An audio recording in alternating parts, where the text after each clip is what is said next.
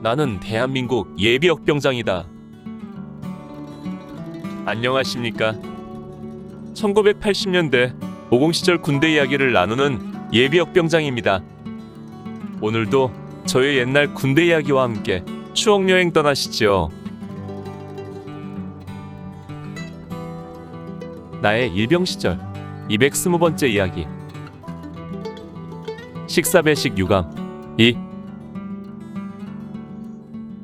자대에서 식사를 하기 위해서 각자의 식기를 들고 가는데 이때 식기를 가지고 가는 방법도 여러 번 바뀌었습니다. 내가 처음 자대 전입 갔을 때에는 소대 쫄병들이 소대 고참들 식기를 함께 들고 가서 식사를 타다가 고참에게 바치고 자기는 나중에 타서 먹다가 고참 식사가 끝나면 잽싸게 그 식기를 가져다가 그 식기와 자기 식기를 함께 세척했습니다. 식기 세척은 쫄병들 서너 명이 소대 고참들 모든 식기를 모아서 닦고 고참들은 빈몸으로 느긋이 내무반으로 돌아갔습니다. 그러나 이 같은 일들에 대해 상부로부터 제재가 들어와서 엄격 단속을 실시하는 바람에 고참들도 어쩔 수 없이 식기를 들고 오갈 수밖에 없었습니다. 특히 새로운 ROTC 소대장들이 자대 배치된 1981년 7월부터 신임 소대장들이 연병장과 식당 입구 등에서 집중적으로 단속하면서 고참들도 몸을 사릴 수밖에 없었습니다. 신임 소대장들은 그야말로 먹이를 노리는 사자들처럼 군기 위반자들에게 현찰박치기를 실시했던 것입니다. 그러면서 곧이어 국군이날 행사 연습이 시작되었고 그 기간 동안에는 각자가 자기 식기를 챙겨야 했습니다. 그리고 행사가 끝나고 한두 달 지나며 자대 생활이 안정되자 또다시 고참들의 식기를 쫄병들이 챙겨가기 시작했던 것입니다. 자대 식당에서 배식은 오로지 취사병들이 나눠주는 것에 만족하고 먹어야 했습니다.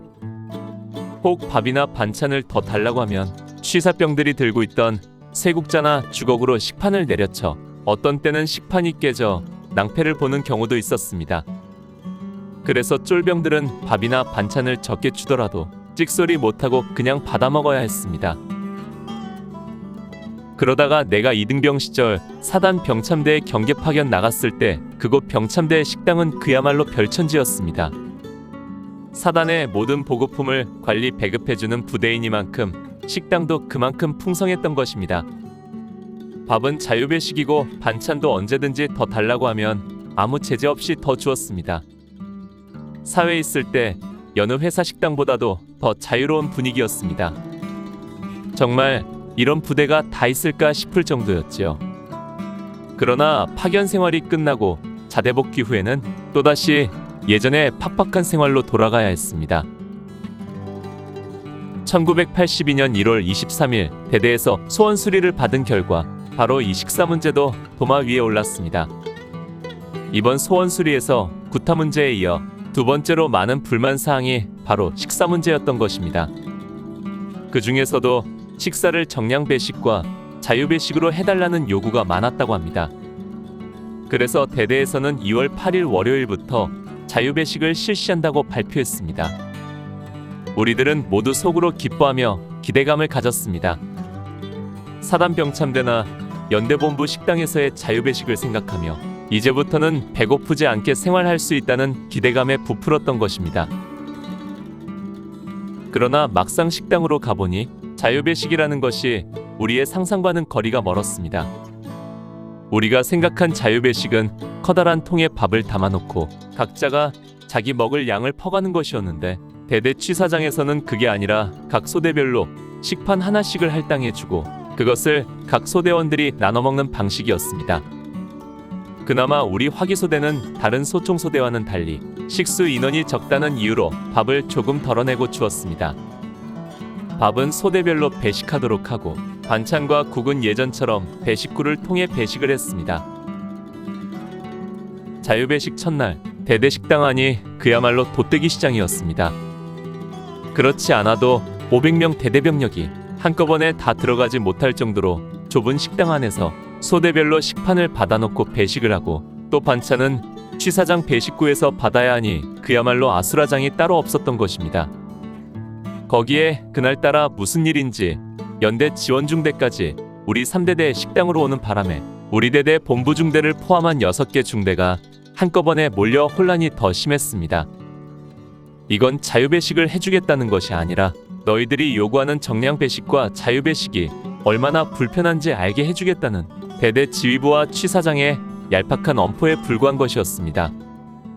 그러면서 취사장에서 내놓은 식판배식의 이유는 한 식판이 한 개 소대 정량인데 만약 전체 자유배식을 해서 먼저 먹는 부대가 자기 정량보다 많이 퍼다 먹으면 후속 부대는 밥을 먹지 못할 수도 있기 때문에 식판배식을 할 수밖에 없다는 것이었습니다.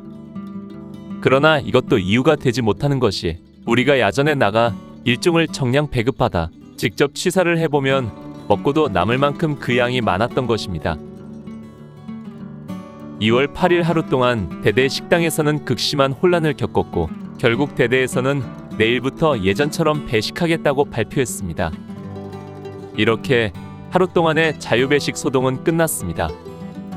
그런데 이번 소동의 와중에서 한 가지 정량 배식으로 바뀐 것이 있으니 일요일마다 먹는 라면입니다. 그동안 라면을 큰 솥에 많은 양을 끓여서 배식했는데 그것을 라면은 스팀으로 찌고 국물을 따로 끓여 부어주는 방식으로 2월 7일부터 바꾼 것입니다. 이는 논산훈련소에서 하는 방법이었는데 이 방식은 그 나름대로 좋은 점이 있었습니다. 1인당 라면 2개가 정량인데 그 정량을 정확하게 받을 수 있고 또 한꺼번에 끓여주면 나중에는 라면이 퉁퉁 불어서 맛이 떨어지는데 스팀으로 쪄서 주면 불지 않아 늦게 먹어도 큰 문제가 없다는 것입니다. 거기에 계란도 날계란으로 1개씩 정확히 분배되어 그 또한 정량을 찾을 수 있었습니다. 아무튼 우리 삶의 가장 중요한 문제의 하나인 식사배식에 대한 작은 소동을 통해 우리에게는 자유배식이 먼 나라 이야기임을 깨닫게 해주는 것 그 이상도 이하도 아니었습니다. 오늘 추억여행에 함께 해주셔서 감사합니다. 다음 이야기를 기대해 주시고 구독과 좋아요 부탁드립니다. 당백